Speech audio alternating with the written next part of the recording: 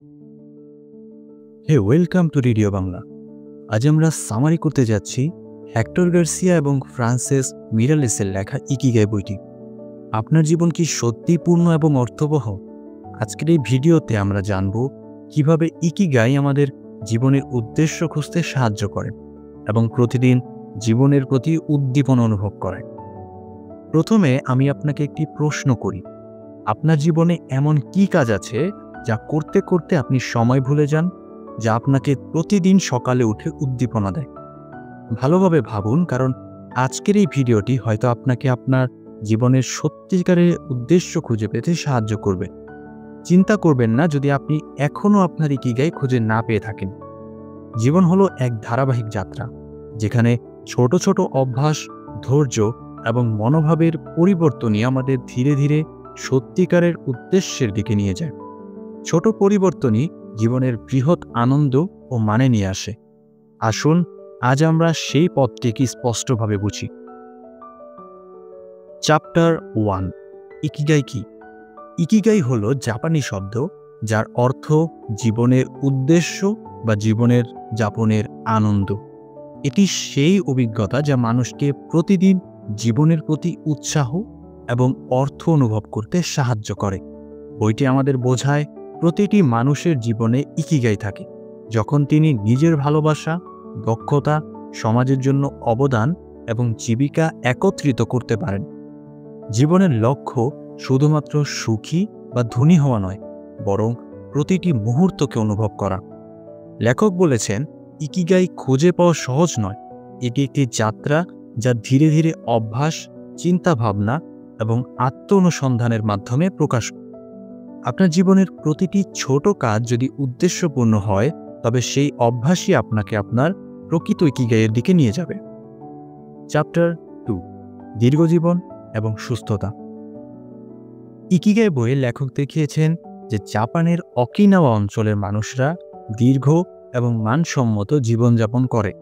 তারা সাধারণত 100 বর্ষ পর্যন্ত বাঁচে এবং তাদের মধ্যে অনেকেই শারীরিকভাবে সক্রিয় ও মানসিকভাবে শান্ত থাকে। দীর্ঘজীবনের মূল কারণগুলো খাদ্যাভ্যাস, মানসিক শান্তি, সামাজিক সম্পর্ক এবং নিয়মিত দৈনন্দিন অভ্যাস। ওকিনাওয়া মানুষেরা প্রতিদিন হালকা ব্যায়াম করে, যেমন হাঁটা, বাগান করা বা হালকা জিমন্যাস্টিক্স। তারা স্বাস্থ্যকর খাবার খায় যা বেশি প্রক্রিয়াজাত নয় এবং বেশি শাকসবজি ও মাছের উপর নির্ভর করে।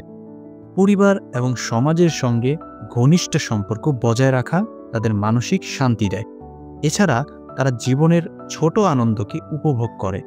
বইটি দেখায় সুস্থতা শুধু শারীরিক নয়, মানসিক এবং সামাজিক সুস্থতাও সমান গুরুত্বপূর্ণ। চ্যাপ্টার 3, ধীর জীবনযাপন ও প্রবাহ। ইকিগাই শেখায় যে জীবনের অর্থ খুঁজে পাওয়া মানে দ্রুত ছুটে চলা নয়, বরং প্রতিটি মুহূর্তকে অনুভব করা, কাজের মধ্যে সম্পূর্ণ মনোযোগী থাকা এবং জীবনকে ধীরে ধীরে উপভোগ করা। এটি স্লো লিভিং বা ধীর জীবনযাপন। প্রতিটি কাজের মধ্যে প্রবাহের মধ্যে থাকা মানে আপনি যা করছেন তা নিয়ে সম্পূর্ণভাবে মনোযোগী থাকা এবং সময় ভুলে যাওয়া। এই ধরনের অভিজ্ঞতায় মানুষ সবচেয়ে বেশি সন্তুষ্টি অনুভব করে। বইতে বলা হয়েছে, মানুষ যখন তার কাজের প্রতি সম্পূর্ণভাবে মনোযোগী হয়, তখন সে প্রবাহের অভিজ্ঞতা পায়। প্রবাহের মধ্যে থাকা মানে আপনি যে কোনো কাজের জন্য সময় বা পরিশ্রম অনুভব করেন না। এটি শুধুমাত্র কর্মজীবনে নয়, জীবনের প্রতিটি ছোট কাজে আনন্দ দেয়। চ্যাপ্টার 4, ছোট ছোট অভ্যাস এবং রুটিন। ইকিগাই খুঁজে পাওয়ার জন্য দৈনন্দিন অভ্যাস অত্যন্ত গুরুত্বপূর্ণ।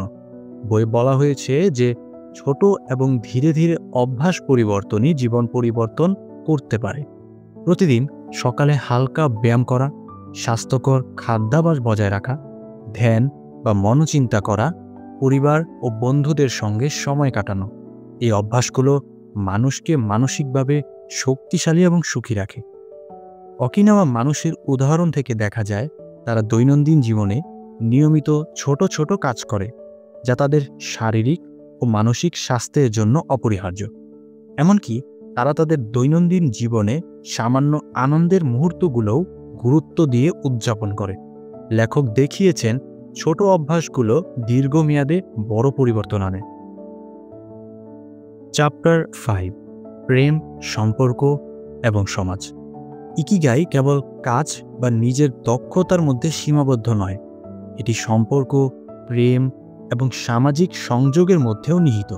বইটি দেখায় যে মানুষেরা সামাজিকভাবে যুক্ত থাকলে তারা মানসিকভাবে শক্তিশালী হয়। পরিবার এবং বন্ধুদের সঙ্গে ঘনিষ্ঠ সম্পর্ক বজায় রাখা আনন্দ দেয়। সহানুভূতি ও ভালোবাসা মানসিক চাপ কমায় এবং জীবনে স্থায়ী শান্তি নিয়ে আসে। জীবনের উদ্দেশ্য খুঁজে পেতে হলে আমাদের সমাজের সঙ্গে যুক্ত থাকতে হবে। সামাজিক বন্ধন মানুষকে জীবনের প্রতি প্রতিশ্রুতিবদ্ধ রাখে, সুখ এবং উদ্দেশ্য প্রদান করে। অকিনাওয়া মানুষেরা একে মোয়াই বলে, যা একটি সামাজিক সমর্থনের গোষ্ঠী, যেখানে একে অপরকে সহায়তা করা হয় এবং জীবনের প্রতিটি চ্যালেঞ্জ একসাথে মোকাবেলা করা হয়। চ্যাপ্টার 6, পেশা এবং অর্থ উপার্জন। ইকিগাই মানে জীবনের উদ্দেশ্য খুঁজে পাওয়া, তবে জীবিকা অর্জনও গুরুত্বপূর্ণ।